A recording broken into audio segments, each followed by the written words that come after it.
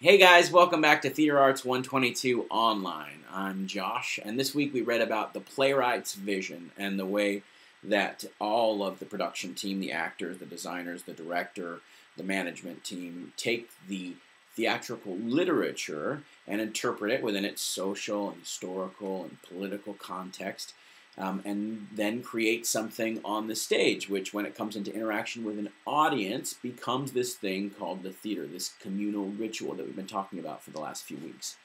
Now, while the reading this week was about the literature of the stage, the theater exists in many different art forms. It is, of course, a visual art form where all the designers, the costume designer, the set designer, the property designers, the lighting designers, even management teams, create visual pictures for the audience to see, and the visual art form tends to chronicle or parallel the artistic modes of the world at large. For example, when we see romantic paintings, so at the same time we see romanticism in the world of the stage. The theater also, of course, exists in a performance art when all of these efforts come together and the performance is born in the moment, in the now.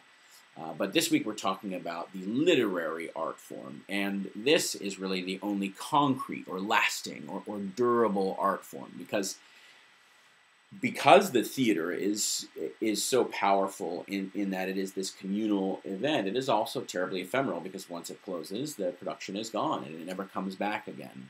I mean, it may be revived, but even then, that's a different production.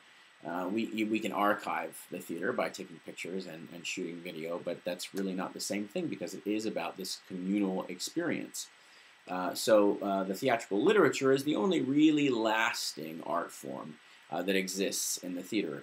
And just like with the visual art of the theater, the literary art of the theater tends to follow the literary art of the world at large, and what is defined as a good play tends to change over time, beginning all the way back with Aristotle and the Poetics, which is really the first codified way of looking at what makes a good play, which is known as classicism.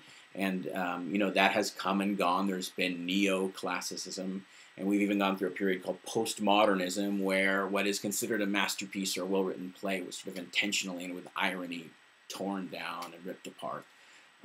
So what makes a good play changes.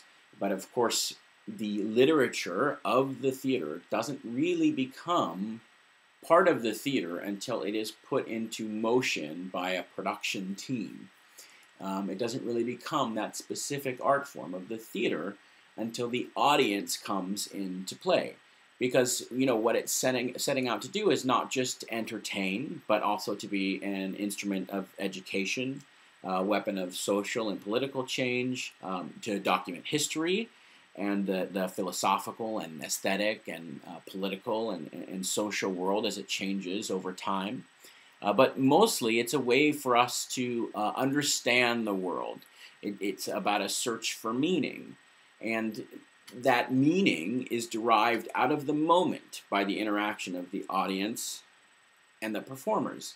And that meaning that we derive can change not only from production to production, but from performance to performance. So that is a very sort of alive moment, at the moment where we get meaning, where our world is changed, where our paradigm is shifted, where, as we discussed earlier, we're pushed out of our demographic, if that is the case. So I was really excited, you guys. I had gotten an up-and-coming playwright. He's had some really great shows just open on New York, not on Broadway, but just off Broadway. And he was going to come in, he was going to come down to my house and talk to you guys about the process of creating theatrical literature, of writing for the stage, and then watching the genesis of something new as he puts that piece of art in the hands of a production team to create this new sort of communal ritual that we've been discussing for the past few weeks. Unfortunately, he's ill. I think he has dysentery, which I probably shouldn't tell you. But I did get someone new, and he's just as good. I did find him at a McDonald's drinking coffee, but he assures me that he knows a lot about certain playwrights, and that he can give us a really, really exciting presentation about the way that theatrical literature moves to the stage, and the way that we find context, and the way that we create meaning out of that literature as we interact with it in the alive world of the stage. And he promises me that it's going to be really, really exciting. So without further ado, I'm really happy to welcome Paul Rowland. Give it up, everyone, for Paul Rowland. Right before Mr. Rowland.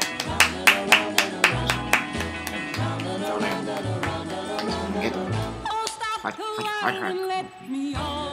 just want a cup of hot coffee. Okay. Yes. So I took advantage of being at the seaside to lay in a store of sucking stones. They were pebbles, but I call them stones. I distributed them equally between my 4 pockets and sucked them, turn about. This raised a problem, which I first solved in the following way. Now, I had, say, 16 stones, 4 in each of my 4 pockets, these being the 2 pockets of my greatcoat and the 2 pockets of my trousers. Taking a stone from the right pocket of my greatcoat and putting it in my mouth, I replaced it in the right pocket of my greatcoat by a stone from the right pocket of my trousers, which I replaced by a stone from the left pocket of my trousers, which I replaced by a stone from the left pocket of my greatcoat, which I replaced by the stone that was in my mouth as soon as I had finished sucking it.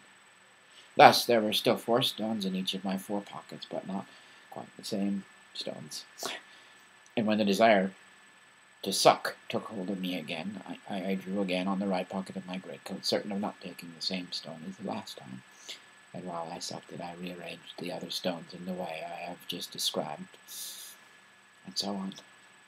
But this solution did not satisfy me fully, for it did not escape me that by an extraordinary hazard the 4 stones circulating thus might always be the same 4, in which case, far from sucking the 16 stones turn and turn about, I was really only sucking 4, always the same, turn and turn about.